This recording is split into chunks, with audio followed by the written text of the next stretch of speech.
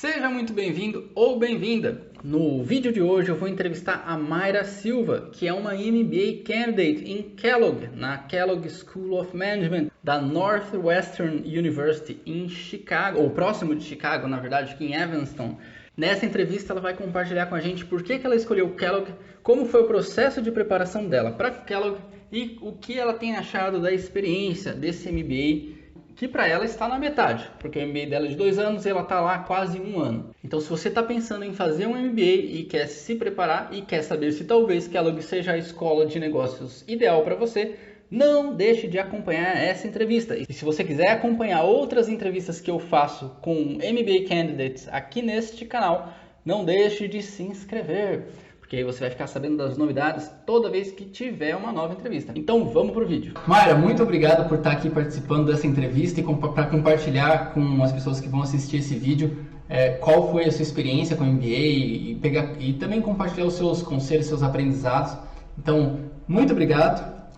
Eu gostaria que você pudesse começar compartilhando um pouco do seu histórico acadêmico e seu histórico profissional para a gente entender aí qual que é o seu background. Obrigada a você por ter me convidado, é um prazer aqui estar falando e ajudando pessoas que têm interesse em fazer MBA. Falando um pouco sobre mim, eu nasci em São José dos Campos, lá em São José eu estudei no colégio da Embraer, e aí eu prestei vestibular e mudei para São Paulo para estudar administração na USP. Na faculdade eu sempre gostei muito da parte de mais de pessoas, então para mim seguir uma carreira em RH foi uma coisa bem natural. Eu comecei com consultoria, depois eu fui trainee na Whirlpool em RH, passei pela Serasa, pela XP Investimentos e mais recentemente já tinha sido aceita no MBA. Eu participei de um projeto que era um summer, um internship para MBA da McKinsey aqui no Brasil. Era uma oportunidade só para mulheres, que foi super bacana, e aí agora eu tô no MBA. Ah, legal. Então você passa por um monte de experiência ao longo de um período extenso. Vou tentar quebrar um pouquinho esses pedaços aí para a gente entender, principalmente. Por que você decidiu escolher fazer um MBA? Como é que foi? Foi pressão do meio? Você já queria há muito tempo? O que te fez escolher o MBA? Eu acho que uma das principais coisas que me levou a querer um MBA foi poder ter uma experiência internacional. Na faculdade eu cheguei a fazer intercâmbio, eu fiz intercâmbio para os Estados Unidos em Vanderbilt, que é uma faculdade que fica no Tennessee, de um semestre, e eu também fiz de um semestre para a França, na Sciences Po, em Paris. Legal. E eu gostei muito da experiência, como todo mundo gosta, e eu tinha vontade de voltar a essa experiência de uma forma um pouco mais profunda. Então a ideia de estudar fora de novo sempre teve ali na minha mente, e casou que no momento agora que eu decidi fazer o MBA, eu estava no momento da carreira que, eu senti que eu precisava de um tempo para pensar o que eu realmente queria, como que eu queria seguir minha carreira daqui para frente, e outro que eu comecei a perceber que tinham alguns skills que eu queria desenvolver para ser uma líder agora num futuro que é muito diferente de quando eu acho que eu estava na faculdade. Então, por exemplo, eu estava muito mais interessada em aprender um pouco mais de analytics, eu queria entender e ter tempo para estudar um pouco sobre como vai ser o futuro da força de trabalho, coisas assim. E o MBA pareceu que me casava muito essas duas coisas. Eu tenho tempo para pensar na minha carreira, eu tenho uma experiência internacional mais imersiva, que são de 2 anos o MBA que eu faço, e ao mesmo tempo também me aprimorar e para voltar sendo uma profissional melhor. Então meio que o MBA casou tudo isso. Legal. E você entrou no MBA com quantos anos? Eu entrei agora, o ano passado, então eu tava com 30 já. Tá. Então foi depois de 8 anos de experiência profissional, mais ou menos? Isso, mais ou menos isso. Acho que é até legal você ter perguntado, porque existe um pouco de um mito que tem idade para você fazer MBA, que as escolas, e geralmente é 30. Eu sempre ia falar que as escolas não gostam mais do que 30 anos. Eu acho que isso pode já ter sido verdade. Não acho que isso é mais verdade hoje em dia. Principalmente para alunos internacionais, e no caso eu faço MBA em Kellogg, nos Estados Unidos. Eu nem estou entre as mais velhas dos alunos internacionais. Então tem alunos com 32, tem alunos com 34. Os alunos americanos, eles tendem um pouco mais novo, mas tem a ver também com o fato de que lá eles não têm muita faculdade de administração. Então normalmente o MBA ele vem logo no começo da carreira porque o profissional precisa. E aqui no Brasil nem tanto, porque, por exemplo, eu estudei administração e agora eu tenho lá para me aprimorar muito mais como líder do que a parte mais técnica de administração. Então, acho que é legal ter se perguntado da idade, tempo de experiência, porque varia bastante em muitas escolas, várias escolas que eu conheço, isso varia bastante. Então, quem às vezes tem esse negócio, ai, tô velho demais e tal, depende muito do momento da carreira, para que você quer MBA, é isso que as escolas levam em consideração, do que um retrato, não, essa idade, esse tempo de experiência não entra. Então... E aproveitando que você acabou de falar por que você escolheu o MBA, como que foi esse processo de preparação para você entrar no seu MBA? O meu processo foi um pouquinho diferente do normal, assim, porque eu me preparei meio que em etapas. Uns 2 anos antes de eu, de fato, aplicar para o MBA, meu marido estava pensando em fazer, e aí eu comecei a estudar e me preparar, e já cheguei até fazer a prova, e aí no intuito de fazer. No caso, eu escolhi inclusive fazer a prova do GRE e não do GMAT, eu posso explicar um pouquinho depois a diferença, eu sei, porque na época eu estava em dúvida se eu ia fazer um MBA ou só uma pós. E o GRE geralmente é um pouco mais abrangente nesse sentido, então por isso eu escolhi fazer o GRE. Então eu tinha feito isso uns 2 anos atrás, acabou que meu marido teve uns movimentos de carreira que não fez sentido prestar MBA, eu também deixei isso meio parado. E aí, o ano passado, de 2018 para 2019, eu me senti num momento de carreira que eu estava um pouco inquieta, e aí veio de novo à tona essa ideia do MBA.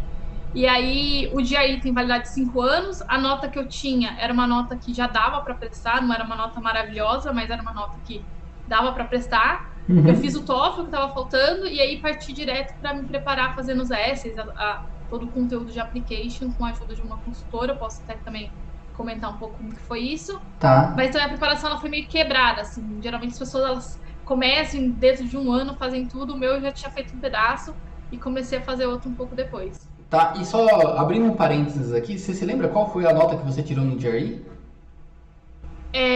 Putz, eu não lembro. Eu acho que eu tirei 165 em quantitativo e 160 em verbal, e a parte de escrita não conta muito e eu lembro que eu não fui tão bem.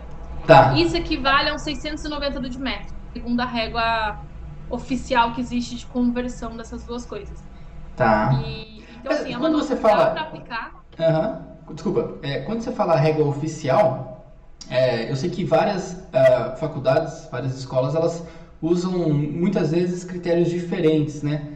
Entre o que é uma boa nota de GRE e o que é uma boa nota de GMAT, né? Essa conversão oficial, você extraiu de algum lugar específico? Existe uma, que você pôr no Google, conversão de GRE e GMAT, existe uma tabela que faz essa conversão. Mas isso é verdade. Eu em Kellogg, eu leio applications de alunos, eu sou voluntária, e lá todas as applications alunos também leem. Tá. E tem uma média um pouco diferente, mas acaba que o critério não é 100% absoluto, mas em geral pode ter a média de GRE não é necessariamente a mesma média do GMAT se você simplesmente converter. Eles olham mais para a média das pessoas mesmo, mas tem uma reguinha oficial aí, se você for no Google, você acha de quanto as suas notas do GRE significam em GMAT. A minha era 690, que é bem ali quase na trave dos 700, ali, que é a nota mais icônica do... Porque no final eu acabei fazendo GRE uma vez, tirei meus 690, e aí como eu decidi aplicar meio em cima da hora, eu falei, vai com isso mesmo, e deu super certo. Que porque, bom. eu acho que o application era forte. Acho que quanto mais genérico é o seu application, por exemplo, consultor, o GMAT conta muito mais, porque tem um monte de consultor prestando. Agora, mulher latina de RH, não tem muito. Então, todo o resto conta a favor e o GMAT ali fica menos importante. Assim, acho que para mim é um pouco dessa lógica. E isso é interessante, você participa desses processos de seleção e então você consegue dizer se existe um mito do tipo, o GMAT é melhor para entrar na escola de negócio, ou tanto faz, GMAT ou GRE, ou tem uma certa preferência por uma prova ou por outra? Quando eu prestei, eu fiquei meio apreensiva. Eu esperava que em algum momento eu me perguntar por que eu fiz GRE, ou no meu caso, até como meu GRE já tinha 2 anos, por que meu GRE tinha 2 anos, e nunca me questionaram nada disso. Eu fui em alguns eventos de MBA aqui no Brasil, que as escolas vêm, e eu ouvi isso, e eu vendo agora do lado de Kellogg, pelo menos eu acho que é verdade, eles falam assim, tenta até essas duas, às vezes você faz um simulado das duas, vê qual prova você se adapta melhor, porque elas são diferentes em termos de como elas cobram a parte quantitativa e verbal, tem uma diferença, e vai na que você acha que vai tirar a melhor nota. E eu acho que realmente isso é verdade, porque eu passei nas escolas que eu prestei. Por exemplo, Harvard, eu reparei que no site deles eles já divulgam o percentual de pessoas que prestam com GRE, o Tá. MBA. A última vez que eu vi, acho que já era uns 15%, que já é super significativo. No caso de Kellogg, quando a gente lê, a gente não faz diferença nenhuma. É só uma forma de você avaliar ali a capacidade de raciocínio da pessoa e o quanto ela está apta a fazer o MBA, a acompanhar aulas de MBA. É muito para isso que serve a nota. Uhum. Então, assim, pode ser que uma escola ou outra possa fazer uma diferenciação. Das que eu prestei e as que eu conheço, eu acho que não tem diferença e as escolas estão tendendo a ser cada vez mais flexíveis. Então, eu diria que, mesmo se alguma escola tinha um certo preconceito com o GRE, se ela não deixa isso muito claro, eu acho difícil que ela tenha hoje em dia. Assim. Tá, legal. E antes de entrar nas escolas, né, que você acabou escolhendo como as suas queridinhas, né, antes de entrar para Kellogg, como que foi esse processo de fazer as essays? Você disse que contratou uma consultora para te ajudar, e como que foi essa experiência de trabalhar com a consultora? Valeu a pena, não valeu? Eu acho que valeu a pena. Eu não contratei aqueles kits completos, assim. Eu conheci uma consultora Uhum. e aí ela me ajudou pontualmente nos essays que eu tinha mais dúvida e no início me ajudando a meio que fazer um brainstorming. Porque o essay nada mais é do que você contar algumas histórias que você passou para evidenciar alguma competência. Então, cada escola faz uma pergunta diferente, mas basicamente é você contar uma história para ela para evidenciar que você tem aquilo que ela perguntou. E aí acho que ajudou bastante ter uma consultora para me organizar no sentido de quais as histórias eu tinha mais forte, que eram mais fortes, e o que cada história expressava. Então, por exemplo, Kellogg pedia uma história sobre uma vez que você causou impacto. Então, eu meio que discuti com ela algumas histórias profissionais que eu tinha para achar aquelas que faziam mais evidenciava que eu tinha causado impacto. Tem escola que pede alguma coisa relacionada à diversidade, à liderança. Então, me ajudou bastante a separar essas histórias.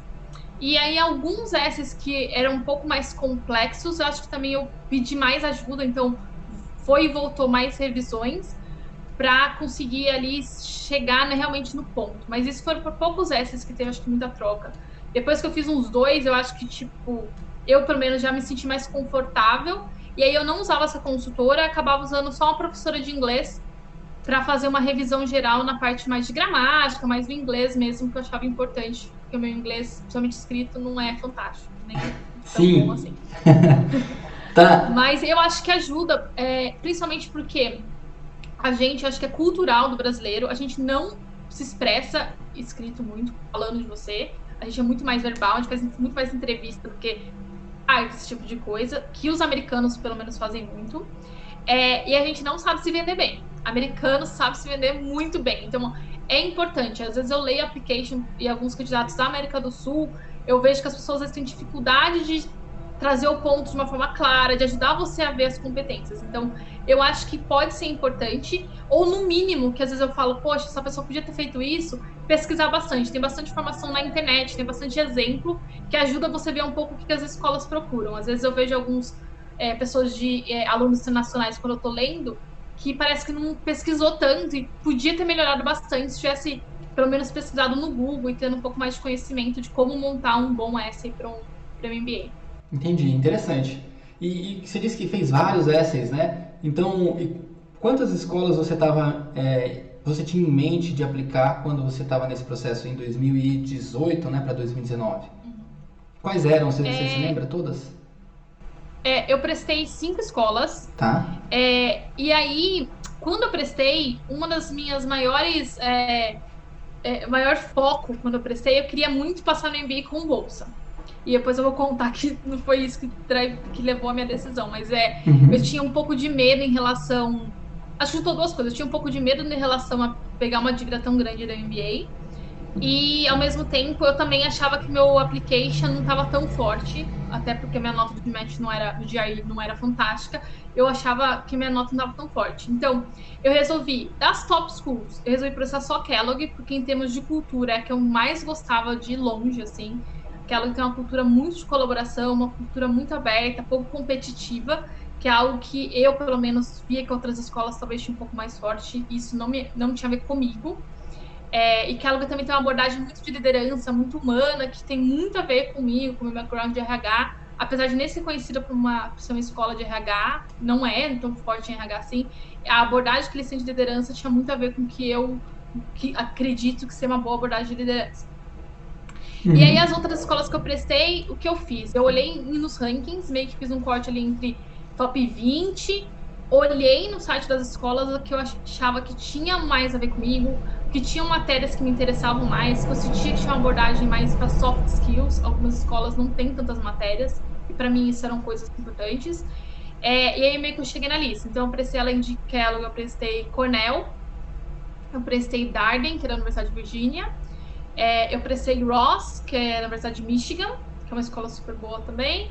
E eu prestei Vanderbilt, que era a escola que eu tinha feito intercâmbio. Eu tinha até aditado algumas aulas do MBA de lá. Não é um programa tão conhecido, mas é um programa que eu sabia que era bom, apesar de não ser muito alto nos rankings. E lá eu também sabia que minha chance de bolsa seria muito grande, então eu queria ter essas opções, assim. Então foi assim que eu delimitei.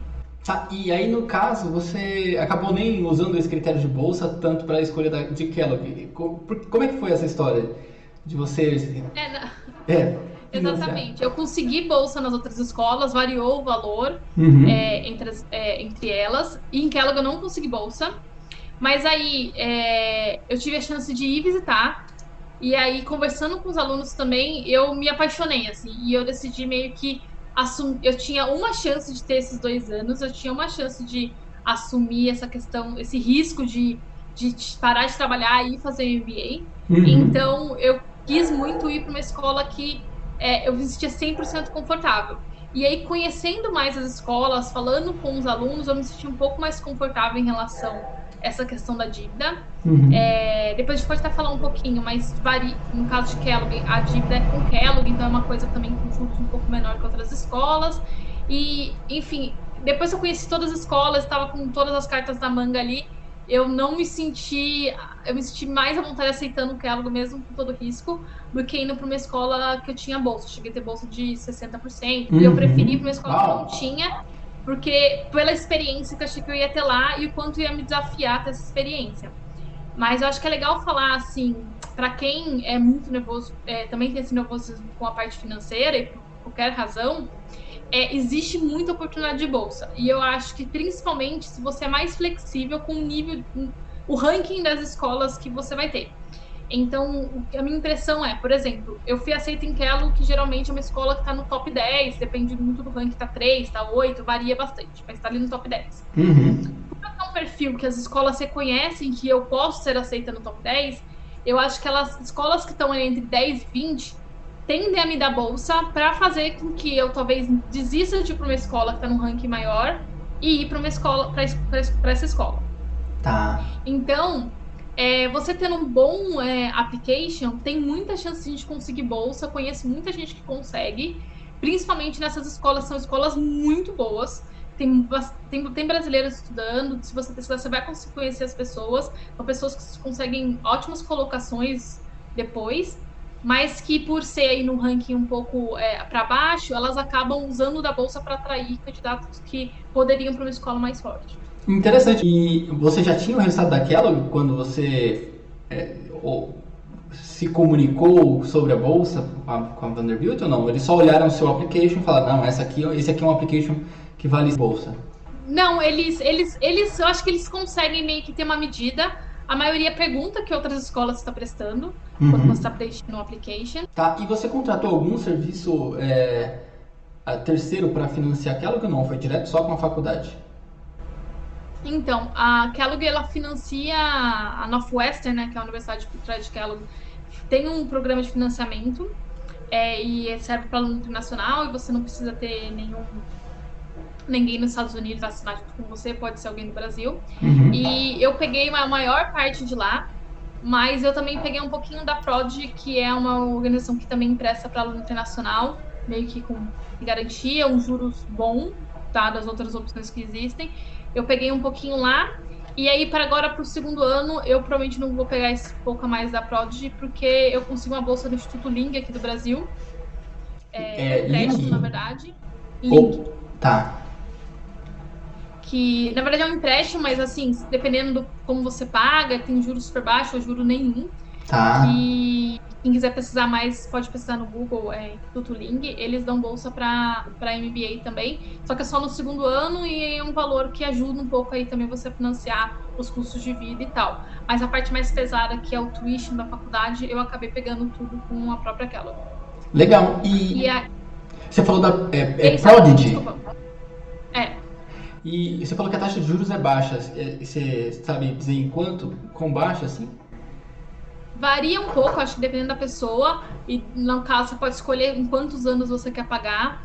Mas fica em torno de 7, 8 a 9, assim, varia um pouco. Depende de quanto você pega, o que você está fazendo, varia um pouco, mas é mais ou menos esse range. Tá, então 8% ao ano, assim, mais ou menos. Tá, legal. Comparado com os juros do Brasil, isso não é nada. São opções essas opções são bem mais baratas do que opções que a gente tem aqui no Brasil, por exemplo. Tá. E você ia comentar algum outro detalhe sobre o financiamento ou não? Eu só ia comentar que normalmente o financiamento do MBA, mesmo dependente de onde é em torno de 10 anos para você pagar. Então, é algo que é bem longo prazo, assim. Então, ajuda também você a ficar um pouco mais calmo. Acho que você tem 10 anos para pagar, que a taxa de juros não é a taxa de juros exorbitante. Muitas vezes a taxa de juros simples, que é uma taxa mais usada lá nos Estados Unidos, pelo menos. Então, enfim, é uma conta grande. Ela é volátil porque depende do dólar. Então, se eu tivesse pagando hoje, o dólar tá super alto, então aumenta ou diminui a dívida. Mas é uma dívida de longo prazo, assim, você não tem tanta urgência em começar a pagar. Geralmente você paga também só depois de 6 meses de formado, então tem umas flexibilidades. Tá, então em termos de perspectivas, assim, de dar conta dos pagamentos futuros, você tá tranquila? Essa é a ideia. E normalmente, assim, é algo que eu vi que, claro, poderia fazer muitas outras coisas com esse dinheiro, mas que não é algo que vai ditar ali como vai ser meu nível de vida, assim. Vai ser uma dívida que eu vou ter que pagar mensalmente por 10 anos, mas que até conversando com outras pessoas, é uma dívida que você consegue gerir ali e que vale a pena, dada essa experiência que eu queria ter, assim. Legal. Talvez eu não teria me arrependido de ter pego uma opção que eu tivesse mais bolsa, mas naquele momento, para mim, a experiência de ter a vantagem de estar em Kellogg falou mais alto, e por isso que eu decidi. Mas eu acho que também é super válido, e eu acho que é legal as pessoas saberem que existem oportunidades de bolsa, principalmente se você for mais aberto para outras escolas não tão conhecidas no Brasil, mas que oferecem experiências muito boas também. Como é que foi, depois que você entrou, então decidiu, Kellogg mesmo, como é que está sendo a sua experiência? Você já está aí há um ano, você vai completar um ano agora, né? E como é que tem sido essa experiência? Você gostou? Por que gostou? Como é que está sendo a vida aí? Não, eu gosto muito. Agora o corona deu uma atrapalhada em todo mundo.